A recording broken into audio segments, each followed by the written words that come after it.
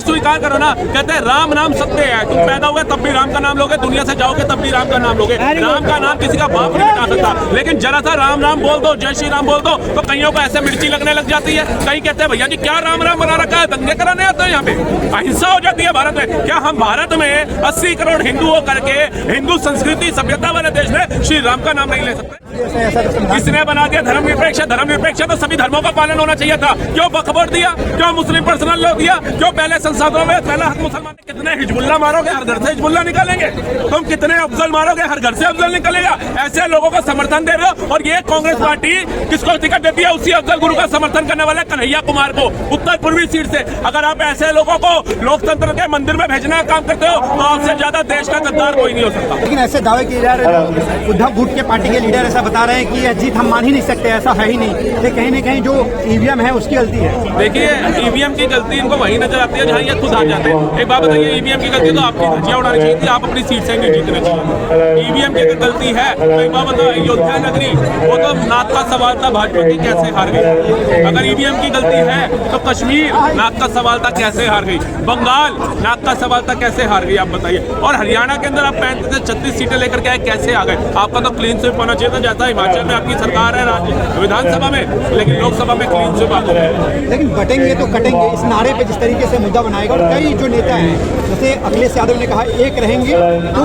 जुटेंगे, और बीजेपी ने नारा दिया बटेंगे तो कटेंगे, इसको लेकर के तो सही तो कहा उन्होंने सर। एक बात है, सच स्वीकार करो ना। कहते हैं राम नाम सत्य है, तुम पैदा हुए तब भी राम का नाम लोगे, दुनिया से जाओगे तब भी राम का नाम लोगे। राम का नाम किसी का बाप नहीं मिटा सकता, लेकिन जरा सा राम राम बोल दो, जय श्री राम बोल दो तो कईयों को ऐसे मिर्ची लगने लग जाती है। कई कहते हैं भैया जी क्या राम राम बना रखा है, दंगे कराने आते हैं यहाँ पे, अहिंसा हो जाती है भारत में। क्या हम भारत में 80 करोड़ हिंदू हो करके हिंदू संस्कृति सभ्यता वाले देश में श्री राम का नाम नहीं ले सकते? भारत को धर्मनिरपेक्ष देश है ऐसा तो किसने बना दिया धर्मनिरपेक्ष? धर्मनिरपेक्ष तो सभी धर्मों का पालन होना चाहिए था। क्यों वक्फ बोर्ड दिया? क्यों मुस्लिम पर्सनल लॉ दिया? क्यों पहले संसदों में पहला हक मुसलमानों का ऐसा था? पूछिए जाकर के राहुल गांधी से कि तुम्हारे दादा परदादाओं ने ऐसी रणनीतियां क्यों बनाई? 1995 में वक्फ बोर्ड को सारे राइट्स क्यों दे दिए गए? वो तो अल्पसंख्यकों के लिए जो वक्फ बोर्ड बनाया। अल्पसंख्यक कौन है? ये अल्पसंख्यक है जो 22 करोड़ हो गए, 2% से 22% हो गए ये लोग। सिखों को क्या कहोगे जो हर आपदा के अंदर लंगर लगाए फिरते हैं, हर जगह सेवा करते फिरते हैं, वो है अल्पसंख्यक। उनको राइट देना चाहिए, उनको आगे बढ़ाना चाहिए। इनको बढ़ा रहे हो जो देश में कहते हैं कितने हिजबुल्ला मारोगे, हर घर से हिजबुल्ला निकालेंगे।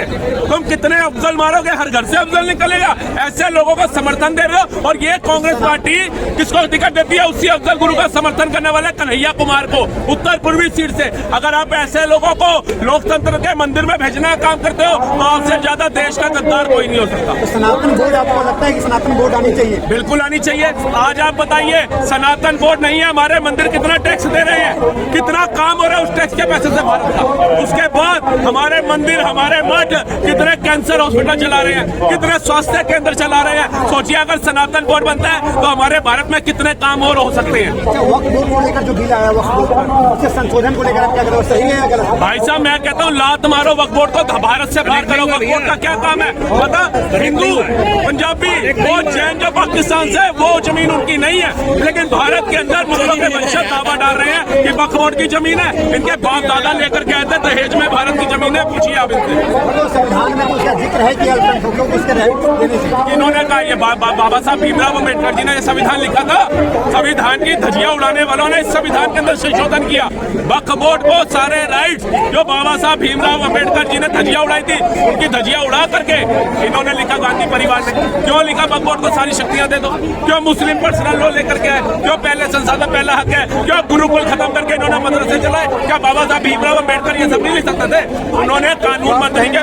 भीमराव अम्बेडकर पे सवाल खड़े कर रहे हैं। बाबा साहब ने ये सवाल खड़े कर रहे हैं। बाबा साहब भीमराव अम्बेडकर कानून मंत्री के पद पे थे, उन्होंने लात मारी क्योंकि उनकी किताब पढ़ी है विभाजन और भारत का विभाजन, उसमें आपको पता चलेगा। बाबा साहब भीमराव अम्बेडकर कहते थे जब तक प्रत्येक मुसलमान हिंदुस्तान से पाकिस्तान नहीं चला जाता, जब तक प्रत्येक हिंदू पाकिस्तान से भारत नहीं आ सकता, तब तक ये विभाजन नहीं माना जाएगा। उनके खिलाफ 2 बार पंडित जवाहरलाल नेहरू इलेक्शन लड़े। पूछिए क्यों लड़े? ठीक है, जिस तरीके से महाराष्ट्र में तो बीजेपी ने सरकार बना ली है, लेकिन झारखंड में जिस तरीके से बीजेपी हारती हुई दिखाई दे रही है, इसको लेकर झारखंड में हारने का क्या था? देखिए झारखंड की जनता को सोचना चाहिए था अपना भविष्य। झारखंड की जनता ने अगर अपना भविष्य ढूंढना हुआ चुना था तो उन्होंने छूट लिया। उनको एक तरफ देखना चाहिए था कि जहाँ जहाँ भाजपा की सरकार है वहाँ वहाँ विकास की गति क्या हो रही है। जाकर के देखिए साबरमती रिवर, जाकर के देखिए यूपी 1,48,000 करोड़ का MOU साइन हुआ विदेशी कंपनियों के साथ। यूपी रोजगार में आगे बढ़ रही है, यूपी GDP में आगे बढ़ रही है। बीजेपी ने जिस तरीके से दावे किए थे झारखंड में हेमंत सोरेन को लेकर भ्रष्टाचार के भी आरोप लगे, इसके बावजूद भी हेमंत सोरेन ने भारी बहुमत से वापस सरकार बनाई। देखिए भारी बहुमत जो होता कि भाजपा शून्य आती, जैसे हमारे ये राहुल गांधी जी शून्य आ जाते हैं ना, हिमाचल के अंदर शून्य हो गए थे, उत्तराखंड में लोकसभा चुनाव में शून्य हो गए थे, यूपी के अंदर ये गठबंधन में बैठे 36 सीटें अखिलेश लाए ये शून्य हो गए थे, अपना बंगाल में शून्य थे, ये MP में शून्य थे, दिल्ली में शून्य थे, वो होती है हार। 68-60 सीटों से ज्यादा इंडिया गठबंधन को मिलती हुई दिखाई दे रही है झारखंड में। इंडिया गठबंधन को मिल रही है, लेकिन ये देखिए कि कांग्रेस को कितनी मिल रही है।